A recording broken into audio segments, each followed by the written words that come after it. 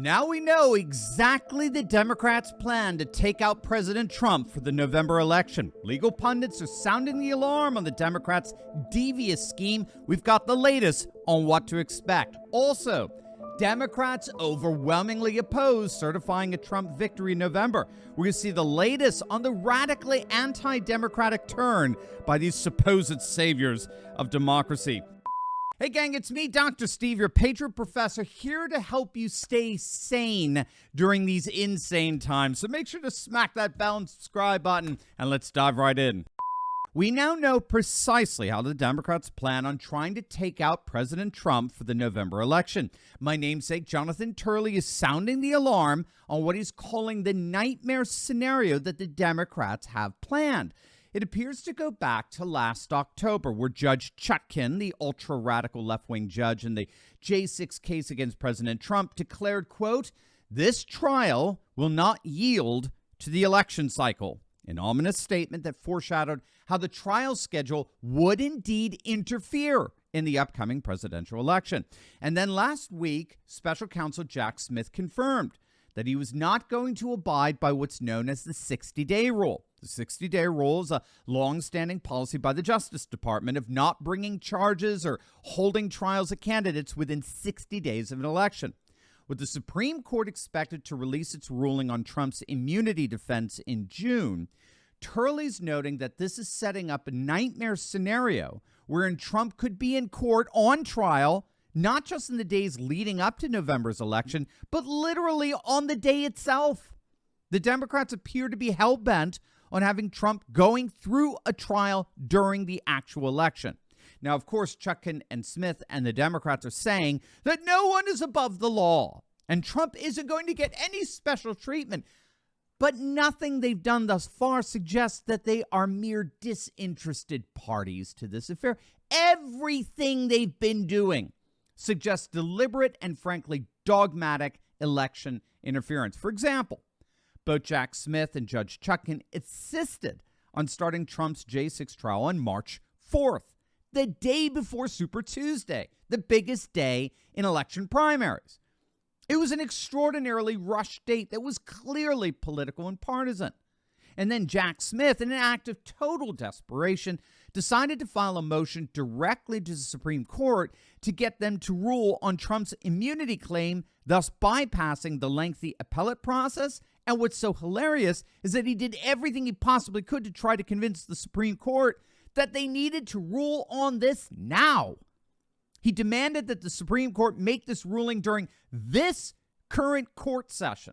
This ruling has got to be done before this Supreme Court term ends. Now, of course, he never once explained why it was so important for the court to make such an expedited ruling, but we all knew why. We all knew the only possible reason. It's because he needed them to decide before the election. And that's because Jack Smith has been tasked by the Justice Department to blatantly interfere in that election. There is nothing that either Judge Chutkan or Jack Smith have been doing that suggests anything other than raw and rank partisanship. Bottom line, it looks like the Democrats are setting up a scenario where they're going to try to convict Trump right around the election. That's their plan. And here's the key. Their plan includes even what to do if Trump is actually elected in November. And I'm going to show you exactly how. But first, gang, you know that lawfare is not the only way Democrats are going to try to interfere in the upcoming election. You all know they're going to try to pull another 2020 all over again in some way, shape, or form. Now, I asked you all in a poll recently what topic you're most concerned about, and this was it. Election integrity. It does not matter how great Trump is doing in the polls if we don't get this straightened out for November. This is serious stuff, and this is officially an all-hands-on-deck code red, and that means you.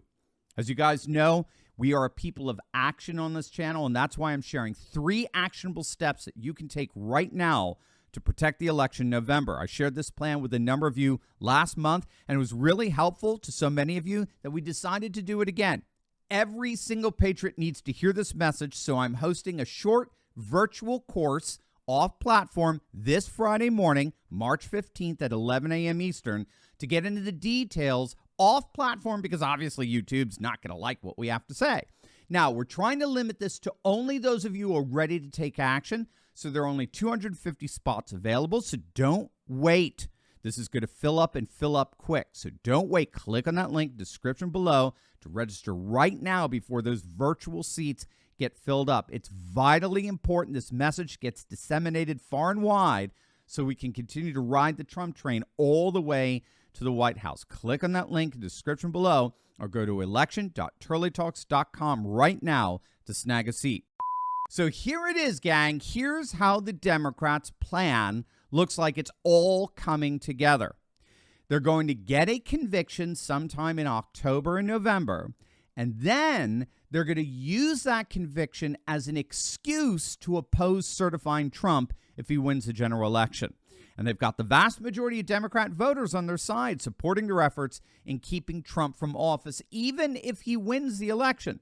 According to the latest survey from Rasmussen, 57% of Democratic respondents, nearly 6 in 10, would support their representatives refusing to certify the election results if Trump wins. 6 in 10. And that appears to be the plan after all. Convict Trump in October and November, and then use that conviction as pretext for refusing to certify the election results. Now, the good news is that Rasmussen found that overall, only 35% of voters would support such a move. So the Democrats' efforts would be counter to a supermajority of voters. So that's the good news. But what we're clearly seeing here is a rabid, obsessed effort among Democrats to do anything they possibly can to keep Trump from taking office again. It's literally a white whale-like obsession.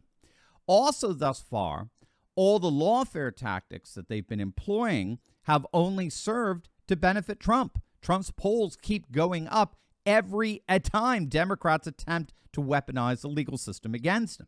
And it's hard to imagine a scenario where that pattern suddenly reverses itself. Anyway, all of this is to say that it looks like we know definitively how the Democrats are going to try to steal another election.